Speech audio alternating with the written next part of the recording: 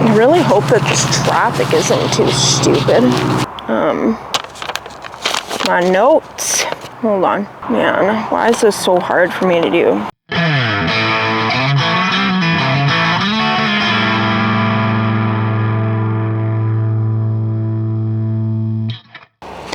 Hello, all of my lovely YouTube people. I hope you guys are all doing well today. Welcome back to my channel, and if you're here for the first time, then welcome. Thank you for being here. In this video today, guys, I want to talk about my front brake setup because I've had a lot of questions and comments on it because it's a little bit different than what you would typically see on any other bike. As a lot of you may have already noticed, I don't have a master cylinder or a brake reservoir on my handlebars. All I have is my lever, so I've got a really nice clean look for my front brake. And I've had a lot of people just ask me how I've got that. I actually have my master cylinder hidden underneath of my gas tank. It's actually a cable to hydraulic brake setup. And if any of you want to try to do this on your own chopper, then maybe this video will help you guys out or give you some ideas. So you guys can see that I've got my master cylinder all set up here.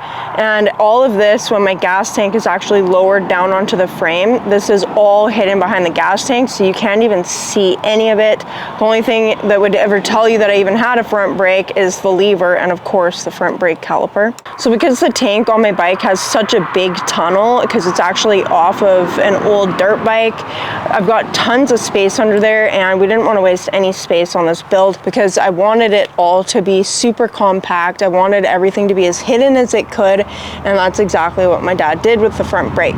So this master cylinder is actually a rear brake master cylinder off of a Japanese motorcycle of some sort from the 70s or 80s. So I've got a cable here and then the hydraulic line coming out here. There's a lot of bikes that actually use this same kind of master cylinder. Triumph use them, but this is like not an uncommon style of master cylinder, so they shouldn't be that hard to find if you want to do something like this yourself. Now this master cylinder does not have a built-in reservoir, so you're gonna have to add a reservoir somewhere else. My dad made my brake reservoir, so this is actually made out of the glass from an inline fuel filter, which you can get at pretty much any parts store, and then he made these aluminum blocks, and then this here is actually steel fuel line that's aluminum coated, and then we've got 1/4-inch ready rod going through because the 1/4-inch ready rod just fits perfectly through the 1/4-inch fuel line, and then some brass acorn nuts here. My dad made the vented cap out of a fitting like this here,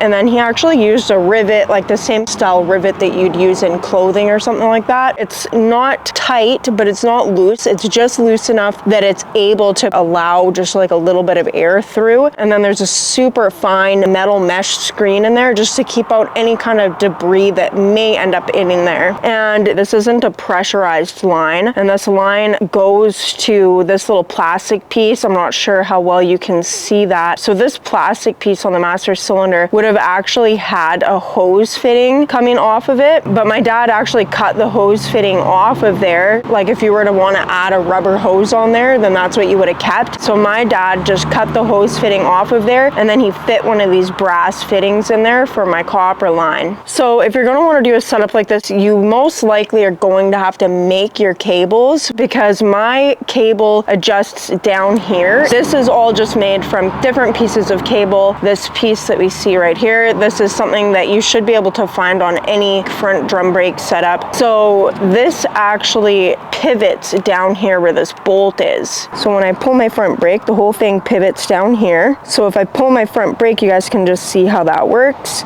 And the bolt's actually going through a piece of round stock that my dad brazed to the flat stock here to this lever. And the bolt goes through the round stock that actually fits the bolt nice and snug. And then it goes into a threaded mount that's on the frame back here. And it has a lock nut just keeping everything held in place. Now the master cylinder is mounted onto the frame with a couple threaded holes. The master cylinder has threaded holes. And then this piece here doesn't have anything to do with the master cylinder, actually. That's just where my fuel filter is mounted from, because we needed to mount it off the frame somewhere. And then this fuel filter is actually out of an old gas-powered cabin heater out of a Volkswagen or a Porsche from back in the, like, I think 50s or 60s or something like that. And that's what I've got down here. That's pretty cool. If you guys have anything like that that you want to sell me, then definitely hit me up, because I would like to get a spare one of these. Every time I have to take this apart, I'm paranoid about dropping this cute little glass dish, and I would be devastated if I broke that and could not get a new one. Yeah, so that's my front brake setup, guys. It's all pretty simple actually when you start to look at it.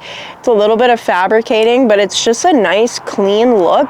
If you want to keep a front brake but you don't want to have your bars all cluttered up with a master cylinder and a brake reservoir and all these other things. I hope that this is an answer to some of your guys' questions. Some of you I know have been super intrigued by my front brake setup, and I've just never really shown it until now, but I've had so many questions about it, and one guy who asked me recently because he wants to try the same setup on his own shovel head, so it's kind of what inspired me to do this video. And let me know in the comments if this is something you think you're going to try out, or if it's something that you've seen done before. And I have to say thank you to Rainy Rider for the hat. This has easily become my favorite hat. Indie Ridge, you make nice hats. I'm not being paid to promote this or anything like that right now, guys. I just really like this hat, and it's super sunny, and this hat's keeping the sun out of my eyes.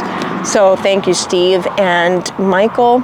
And like always, guys, if you like what you see, or if you just like me, or even if you don't like me but you like my bike, then like this video, comment, subscribe, share, do all those things you guys do. And like always, my lovely YouTube people, I will catch y'all on the flip side.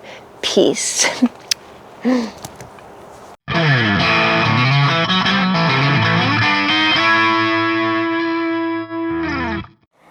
Hopefully that all worked.